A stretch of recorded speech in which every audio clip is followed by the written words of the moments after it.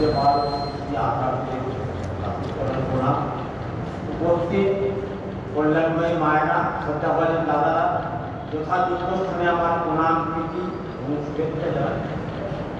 আমি বাংলা ছাড়া কিছু বলতে পারি না, কিন্তু দাদা বলে থাক কথা কিছু বলার চেষ্টা করি।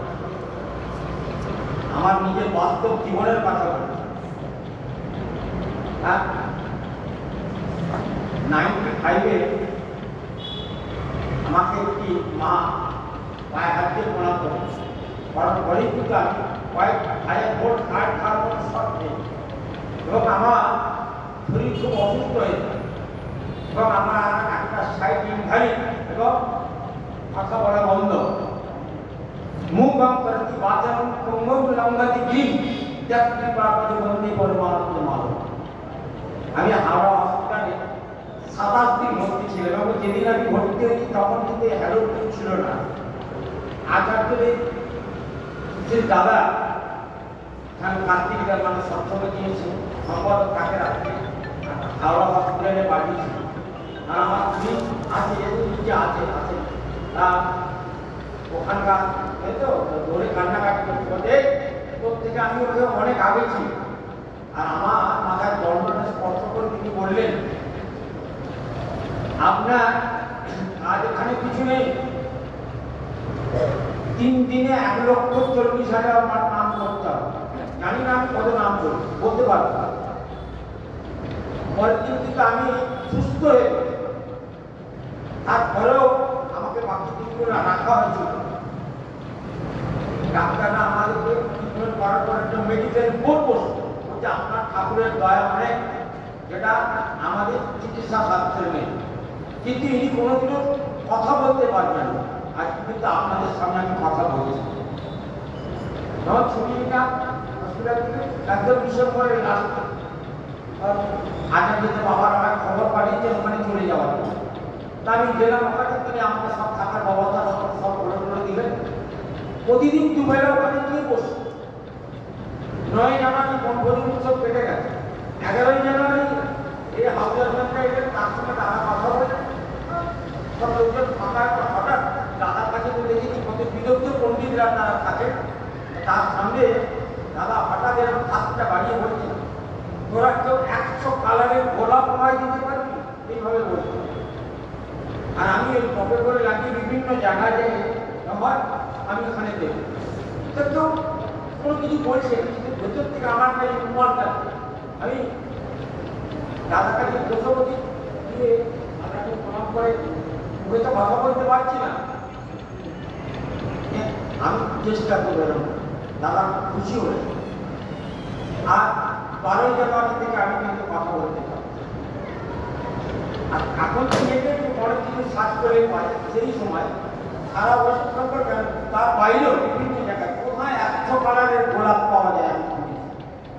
সেই গোলাপ 100 কালারের গোলাপ খুঁজতে আমার 14 মাস সময় লেগেছে। 96-এর জানুয়ারি থেকে আর 97-এর এপ্রিল মাসে আমি সেই 111 কালারের গোলাপ আশা পেয়েছি শিশু বর্তাকে দাদাকে দেওয়ার সৌভাগ্য আমার হয়েছিল। আর সেই সময় অভয়দা ওখানে ছিলেন। পরবর্তীতে যখন আমি 99 এখানে আসি তখন আমার অভয়দা জড়িয়ে তুমি জানো না এখানে শিশু বর্তা আছে, দাদার খবর দিতাম, তোমাকে কিন্তু ওই 100 কালারের গোলাপ আমায় এনে দিতে হবে। কয়েকবারই দেখছি, লাস্ট 2023-এও আমি 5 জানুয়ারি এখানে এসেছি, 135 কালারের গোলাপ দিয়েছি। এখানে আমি প্রায় আছি, মাঝে মাঝে আসি, আবার যখন সময় পেয়ে যাই আমি আসি। এখানে সঙ্গে আমার একটা আলাদা প্রাণ আছে, আমার খুব ভালোবাসে, আমি তাদের ভালোবাসতে পারি। এই থেকে তারপরেই দাদা বলছেন আমার স্ত্রীকে, এই তুই তো বলবি এসে কান্নাকাটি করবি আমার সামনে, কথা বলতে পারবে না তো কথা বলতে খুব ভালো করে ঠাকুরের কাজ করবে, জোয়ারে দীক্ষা দেবে, এই তার কাজ। আচ্ছা এইটা আমরা আচার্য পরম্পরায় আমরা যে করতে থাকি, দিন তার মধ্যে লীলা করে শ্রী ঠাকুরকে দেখার আমার সৌভাগ্য হয়। কিন্তু শ্রী বর্দা 20 বছর আমি দেখি, আচার্যদের দাদাকে দেখি, আমার বর্তমান আচার্যদের দাদাকে আমি দেখি, তারা যখন যেটা বলতে চাইছে যদি আমরা এই গুরু বাক্য বিনা মজুরি বিনা আদর করতে পারি, দেখুন আমাদের আর কোনো অভাব নেই। তাই তিনি বলছেন ভাবির সঙ্গে ভাবনা হলে অভাব থেকে যায়, পিছন থেকে ডাইনি অভাব রক্ত বসে যায়। অর্থাৎ আমার সকলের সঙ্গে ভাব আছে, ভাবটা দেখুন আমাদের আর কোনো ভাবই কোনো ভয় নেই। আজকে তাকে মাথায় নিয়ে চলার চেষ্টা করছি। আমি কিন্তু করতে পারি না, চেষ্টা করছি। এই যে এখন বিখ্যাত বিভিন্ন জায়গায় বিভিন্ন প্রান্তে কিন্তু দৌড়তে হবে। আমি যে এরিয়াটা দেখি ওই এরিয়ায় না, বিভিন্ন প্রান্তে কিন্তু যেতে হবে। বহু জায়গা মানে ব্যাকওয়ার্ড জায়গা আছে, সেখানে কর্মী নেই, নানা রকম মানুষের অভাব আছে, সেখানে আপনারাও করছেন বলে যে চারটে করছে। আর আচার্য বর্তমান আচার্য কিন্তু আমাদের কাজে মাতিয়ে রেখেছে। সেই জন্যে আমার যতখানি আঘাত করলে হতো, আর তিনি যখন যেটা বলেন আমার মঙ্গলের জন্যই করে, অন্য কারো মঙ্গলকে হবে আমি জানি, সেই জন্যই কিন্তু আশা বাড়ি বাড়ি।